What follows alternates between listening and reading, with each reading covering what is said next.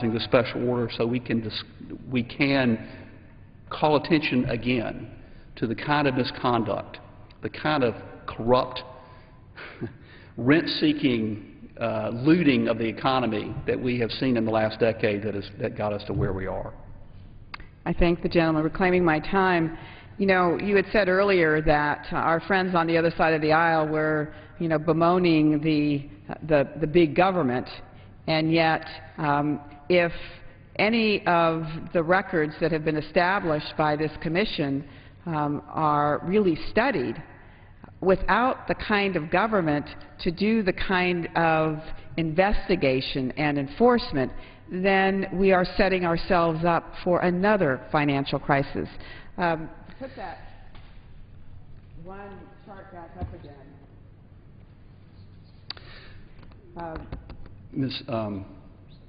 I am reminded from one of my favorite quotes from Will Rogers, who is responsible for many of my favorite quotes, that in the New Deal, even after the financial collapse, and even after the stock market collapse, and the revelation of all of the conduct that had led to that stock market collapse, the securities industry fought tooth and nail. Wall Street fought tooth and nail the regulation of the securities market, the stock markets. And Will Rogers said that the boys on Wall Street don't want a cop on their block. Well, they still don't. They still do not want someone standing between them and the kind of profits that they made in the last decade. You're absolutely right, and so is Will Rogers. And I think that it's important for us to communicate to the American people that while we don't want bloated government, we want to make sure that there's a government that has the cop on the street. And if you look at the savings and loan crisis and those who were criminally charged and those that were convicted and those that went to prison, the FBI deputy director at the time, John Pistole, testified before Congress and said that there were 1,000 people working on the S&L crisis at its height within the FBI, 1,000 people. That compares to about 240 agents working on the mortgage fraud cases last year. So you see no numbers in terms of convictions, and you can see that if you don't have cops on the beat, then you are going to have people that are going to take advantage, that are not going to follow the rules, and that frankly will not be charged nor convicted for their crimes. I'm reminded too that during much of this review by the Commission, they talked about the action that some regulators did take in 2005, where they weren't willing to actually take action against the banks, but they did issue what they called was a non-binding guidance. And the guidance was to recommend that banks consider a borrower's ability to make the loan payment when the rate adjusted. What a light bulb going off. I mean, why wouldn't that be naturally part of the process when you were going to assess whether someone could carry the loan, is to see whether or not they could carry the loan after the rate adjusted. But as you pointed out, they were all interested in the yield spread. They were all interested in churning. They were all interested in securitizing these loans and making more and more money. So it wasn't about making sure people could actually pay for the loans moving forward. I see we've been joined by another colleague. Welcome, and from the gentleman from New York. Will the gentlelady yield? Absolutely. Thank you. I didn't come to speak on this issue tonight, but another issue, but I can't help but look at the graphic message that's right there in front of everybody and in front of the country about the financial Great Recession, depression, of who was charged and how many were convicted. This is a very, very, very sad omen. If we go back into the 90s, and into the first decade of this century, as very, very specific as we understood what was going to come. You need to have a Justice Department that's willing to stand up and fight the very people who many times fund our campaigns. Now, if you can't say it, then you shouldn't be here. AIG is a perfect example. They became the poster child of everything that was going wrong in our financial institutions.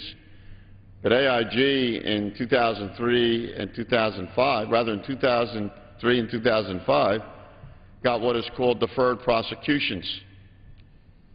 And deferred prosecutions, to me, are the very center, the very apex of what is corrupt about those moneylenders in the temple. Now, what is AIG all about? They made and packaged many of these financial deals that we've read about for so many years. And people look at this and they read about it. They may not know all the specific definitions about every one of these packages, these financial products as they were called, but they do understand that nobody ever pays for anything and nobody ever is held accountable. So how can people, the average person who's struggling, particularly now, see, it's all right when things are going well. The AIGs become simply a thought, a sand pebble on the beach of our brains. But the fact of the matter is, when things get tough, then you wonder where this money is going. Because money doesn't disappear into the ocean. It doesn't disappear into the atmosphere, into the sky. It goes someplace, and it winds up in someone's pocket. It's simple one-on-one mathematics, beyond the course, before the course.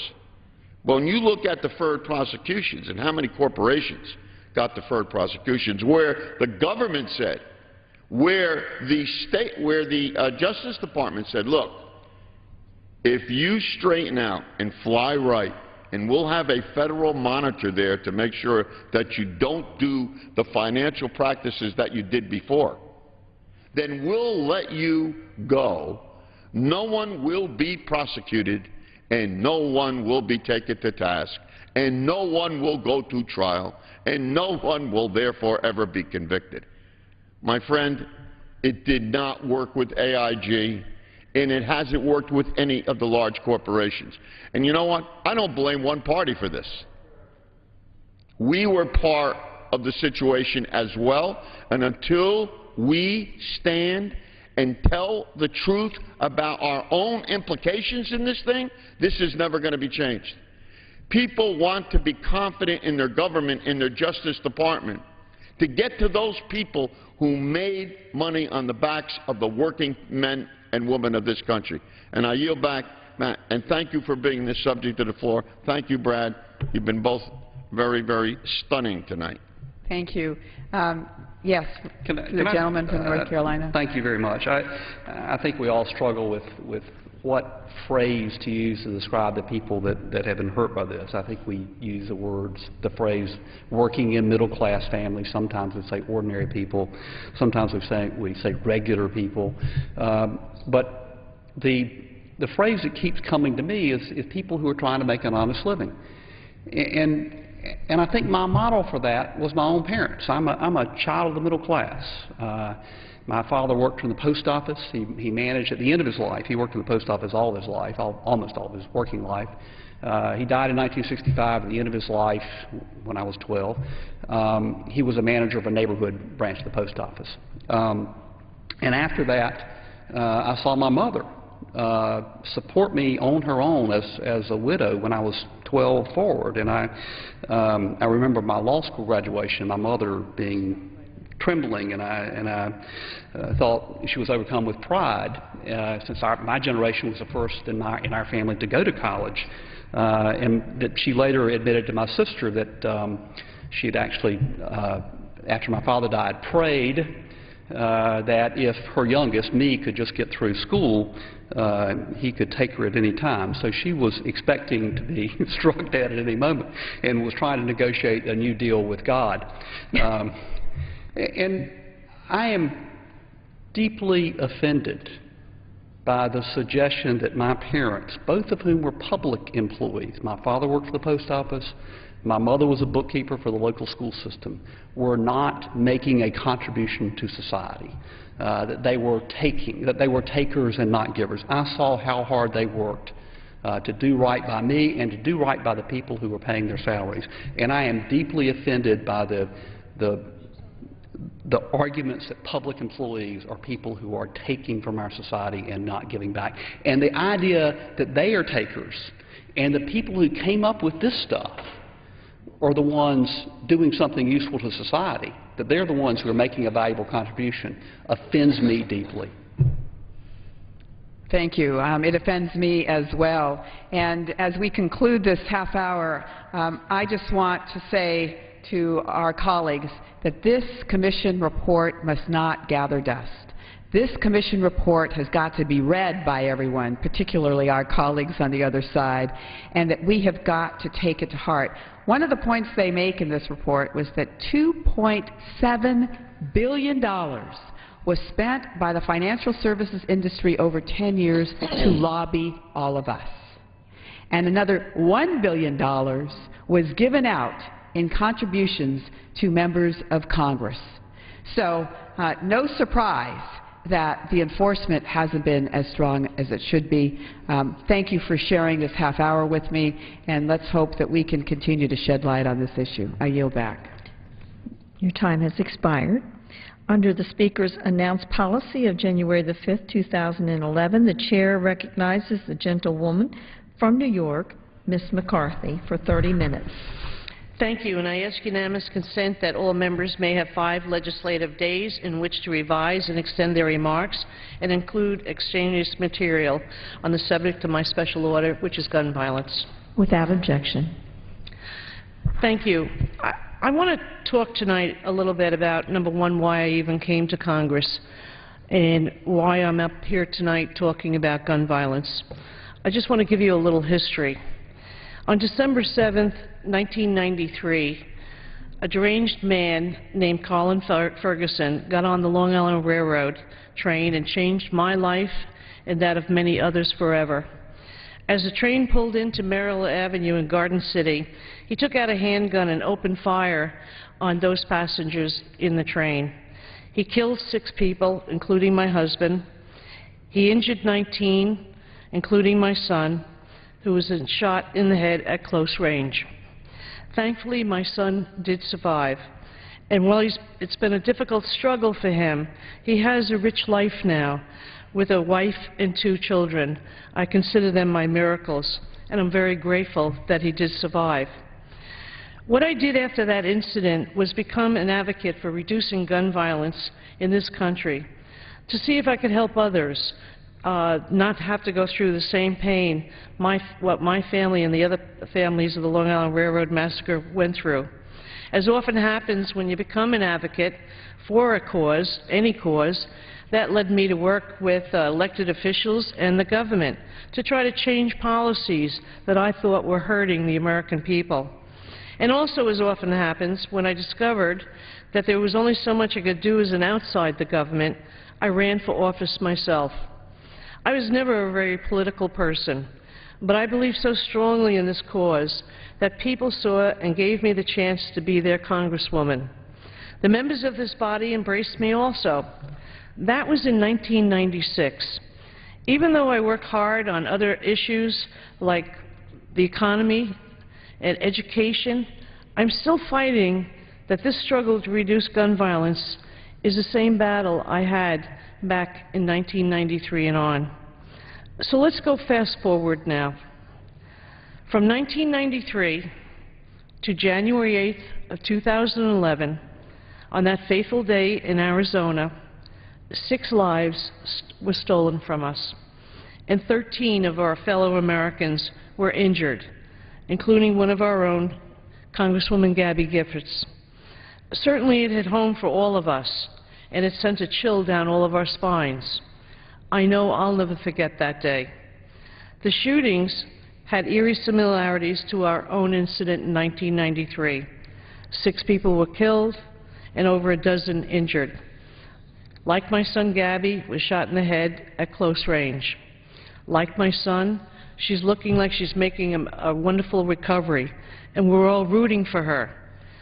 There are a couple of more similarities that bear mentioning. In both the shootings, the gunmen used high-capacity magazines that allowed them to maximize their carnage. And in both shootings, the gunman was tackled by unarmed witnesses while they stopped the shooting when he was trying to reload. I ran for office and entered government to make a difference. I came to Congress to make our lives safer. I have a legislative proposal that I think should reduce the casualties in that supermarket parking lot on January 8th. H308 is a bill to ban high-capacity magazines like the ones used in Arizona and on the Long Island Railroad. These are devices designed to hold more than 10 rounds of ammunition and feed them into a gun. The state law in my state, New York, where I already banned magazines holding more than 10 bullets, and that was also the federal law between 1994 and 2004. So we know that there's precedent for this law on a state and a federal level. There is no question about its constitutionality.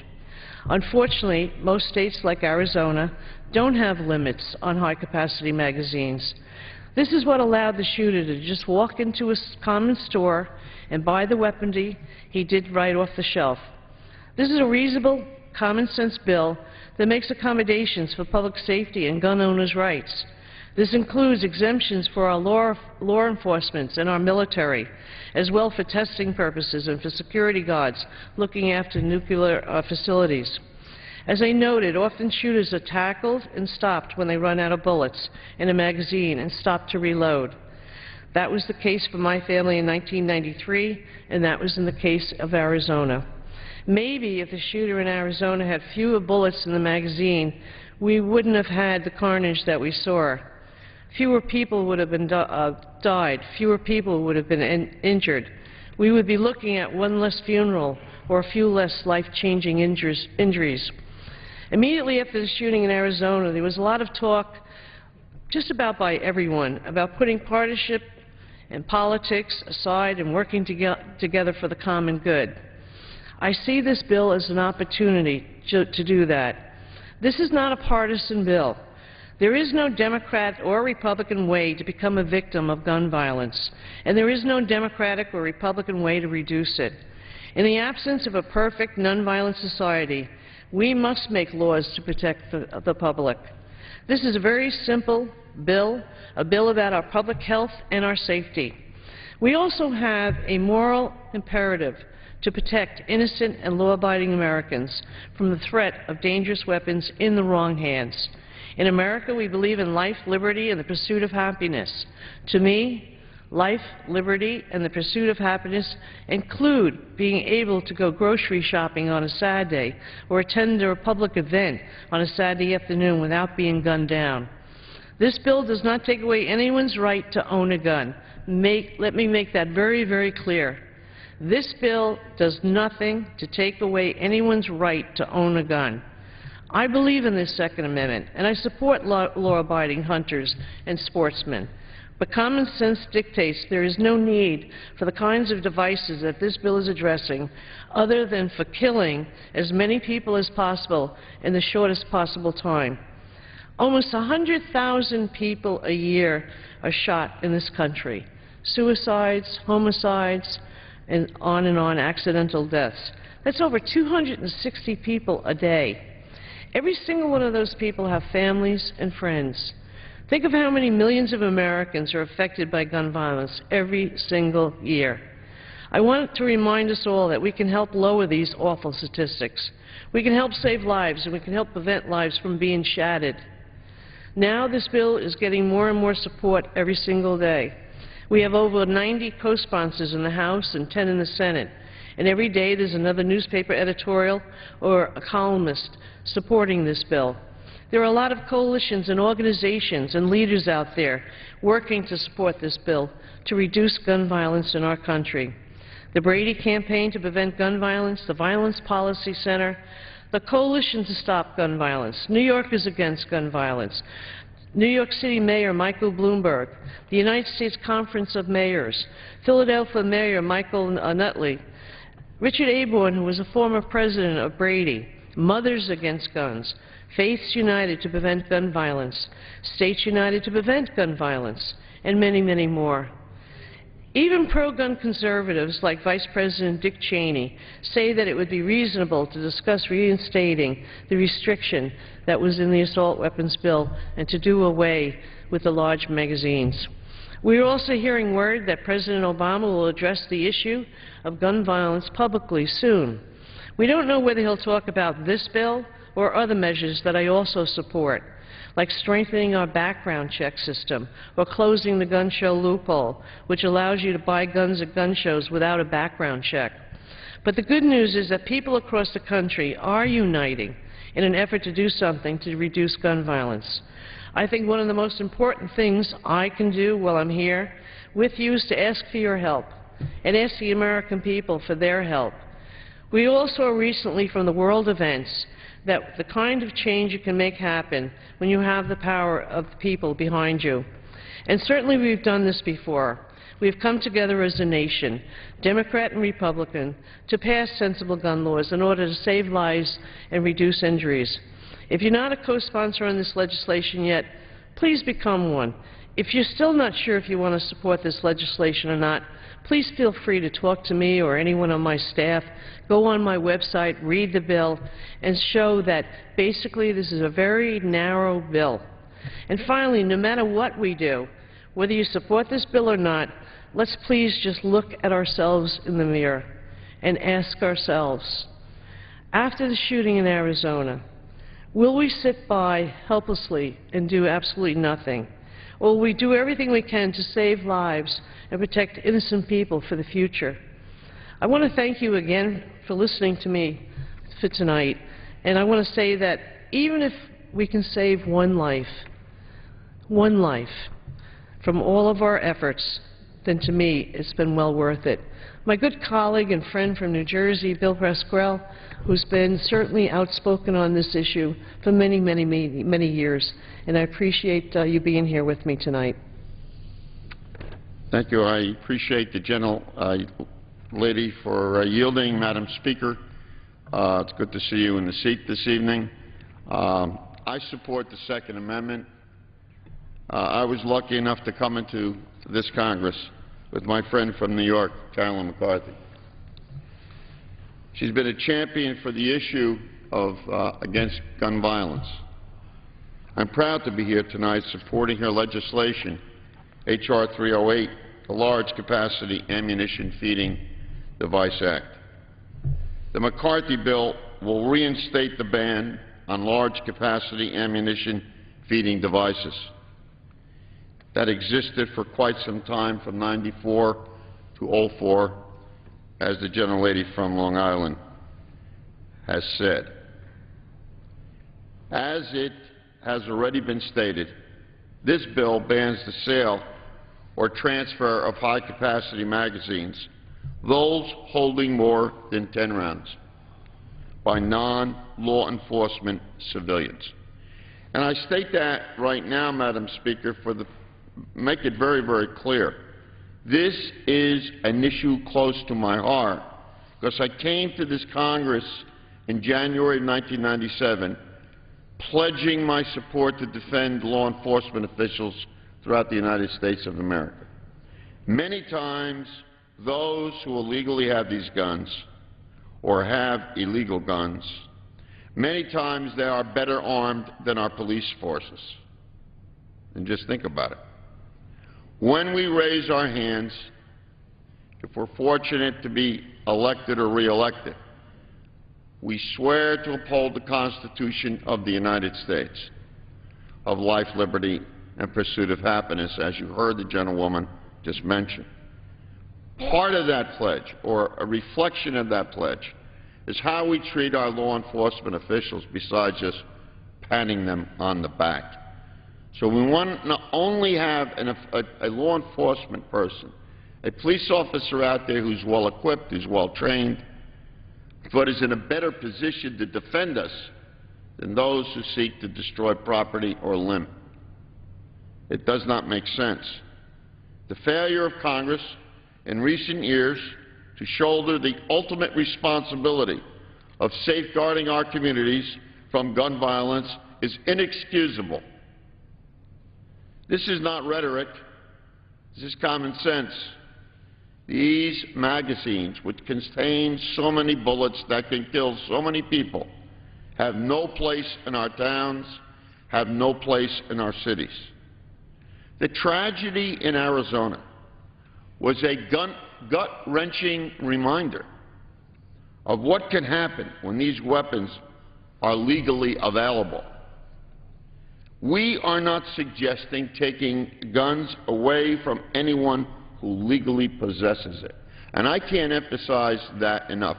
And I know those who are very close to the gun community are very suspect of anything that will lead to a graduated taking of guns away from people.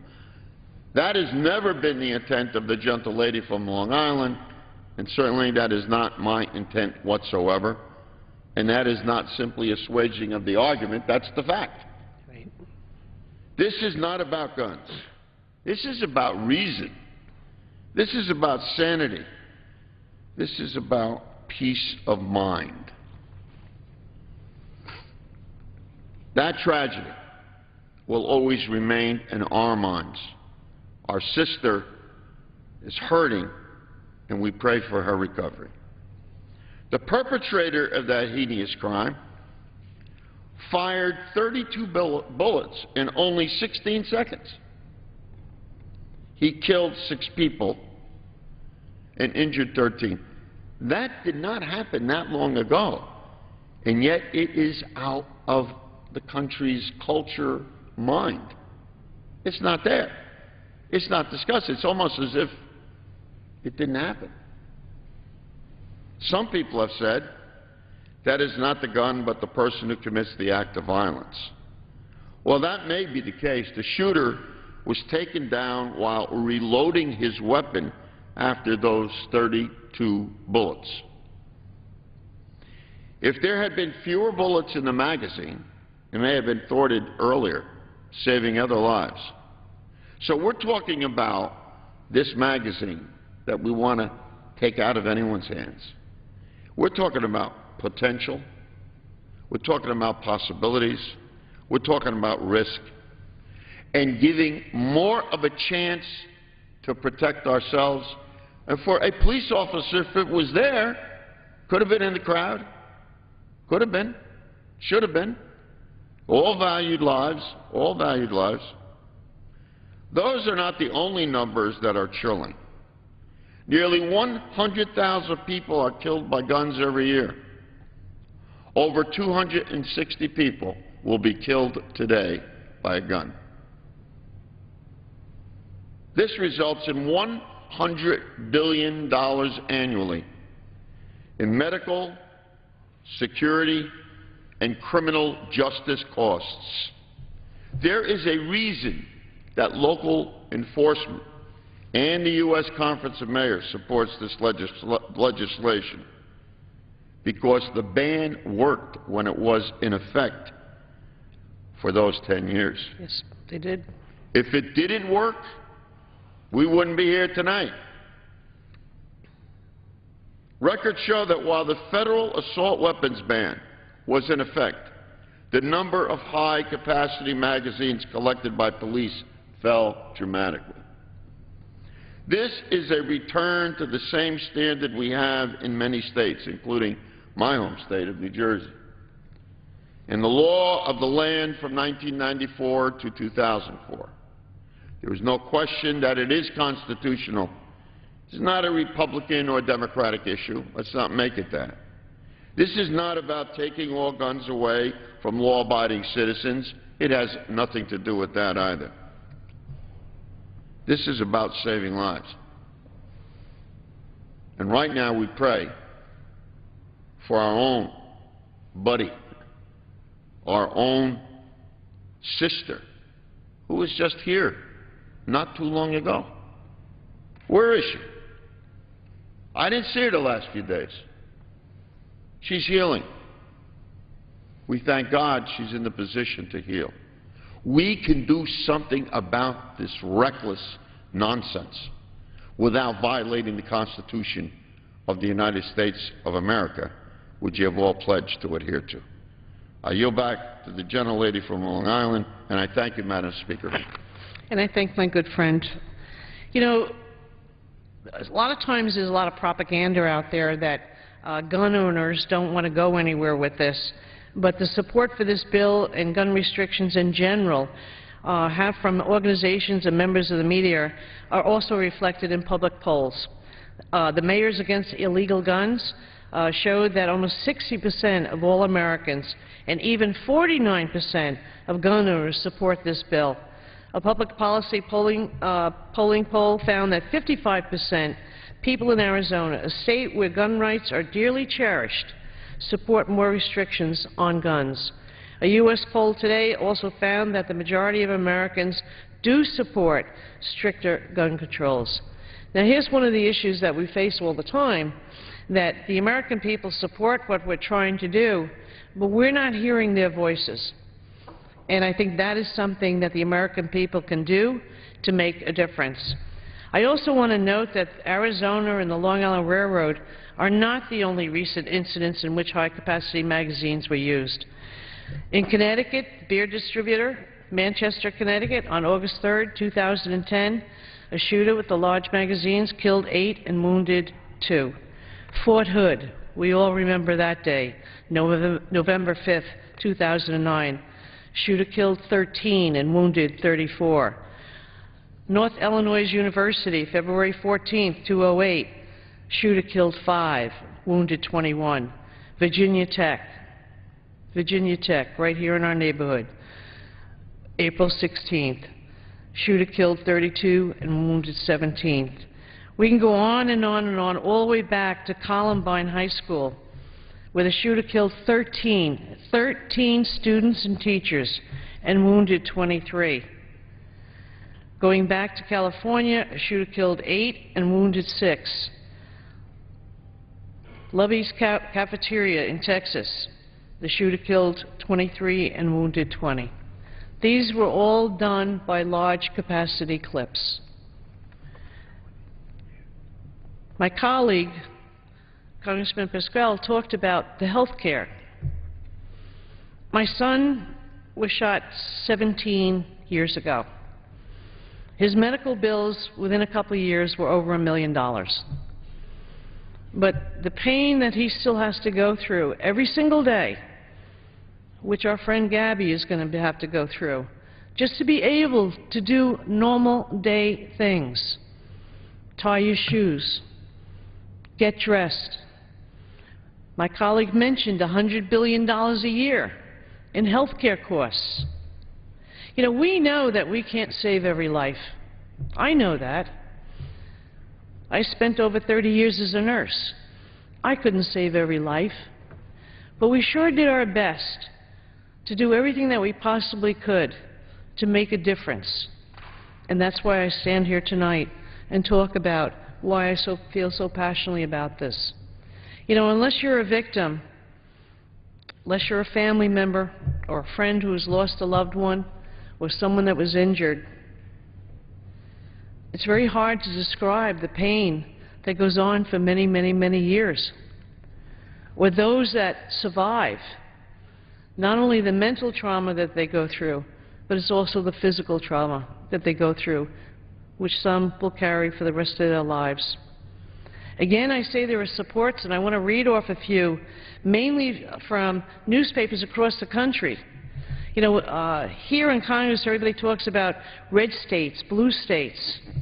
These are states that have people in them.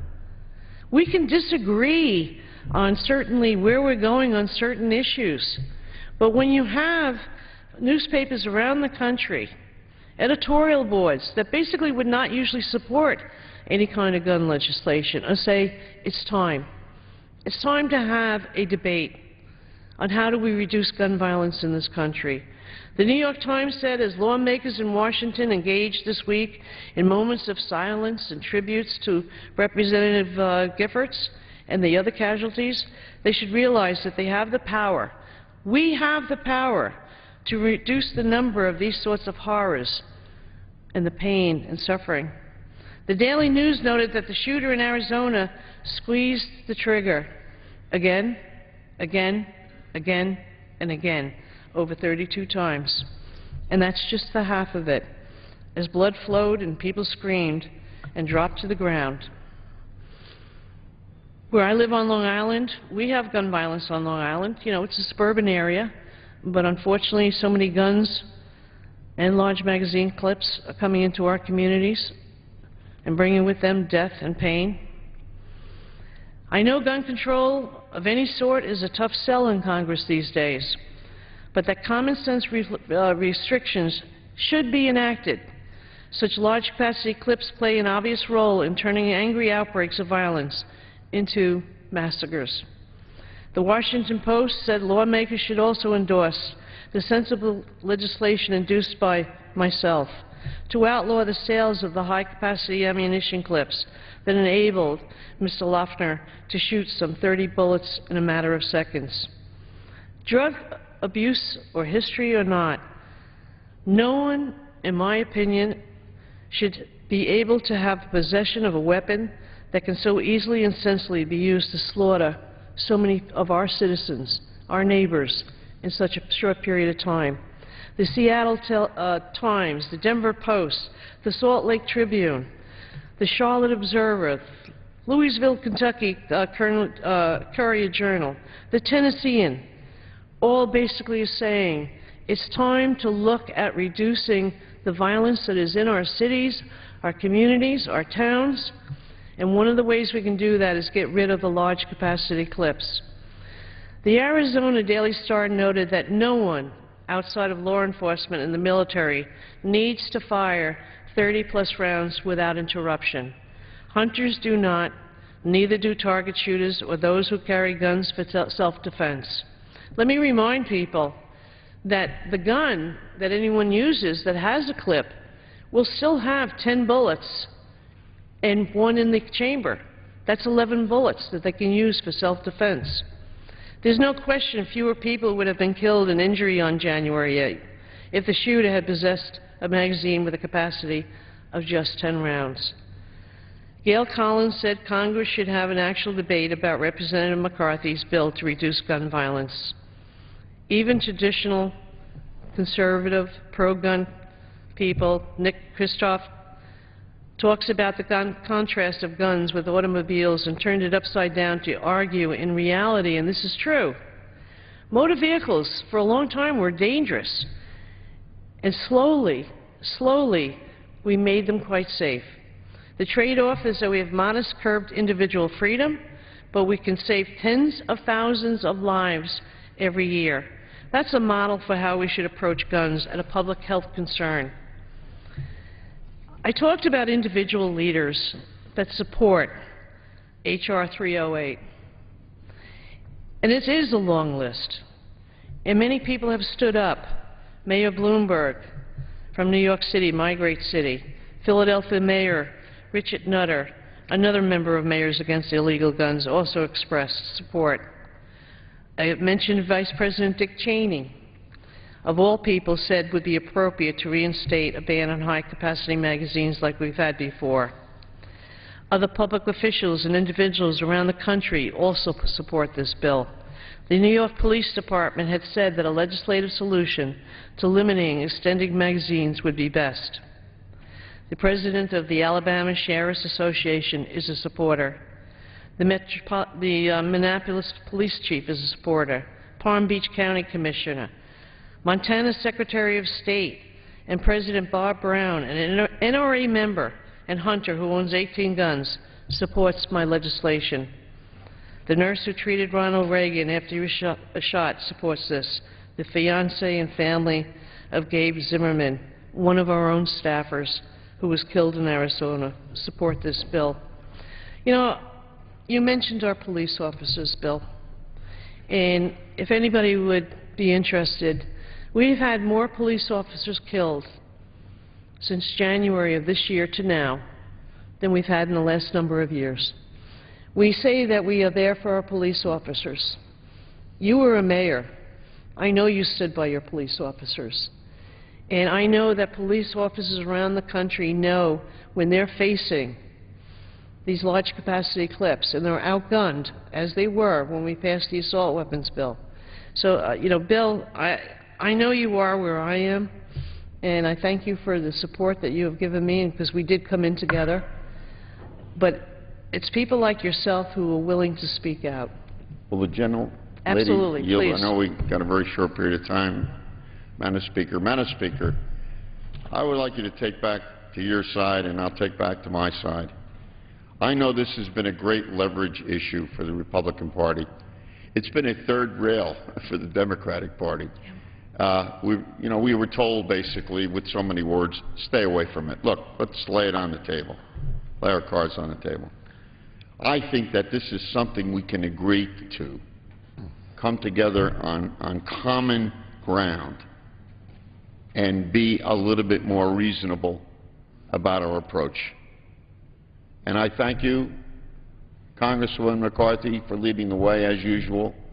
And you know I'll always be there in support of what I think is very important legislation for the sanity of our country.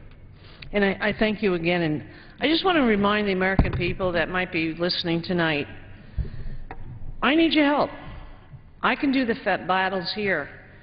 It's so easy to email your member of Congress or your senator to say it's time to get rid of the large magazines, because there is no place in America anymore that is safe. This could happen anytime, any place. And so with that, I thank you for listening to me tonight, and I thank my friend for standing here with me and talking about it. It's 17 years since the incident happened to my family. There does not go a day go by that I don't remember what happened, and that's why I continue to fight for this issue. I don't want another family to go through the pain. I don't want to see another person die. I don't want to see someone injured for the rest of their life, and to fight those battles.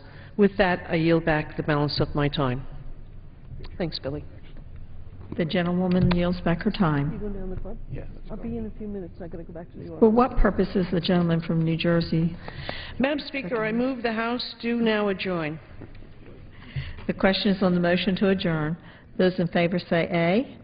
Those opposed, no. The ayes have it. The motion is adopted. Accordingly, the House stands adjourned until 10 a.m. tomorrow for morning hour debate. Today, members passed a short-term 2-week extension of the fiscal year 2011 federal spending bill. The vote was 335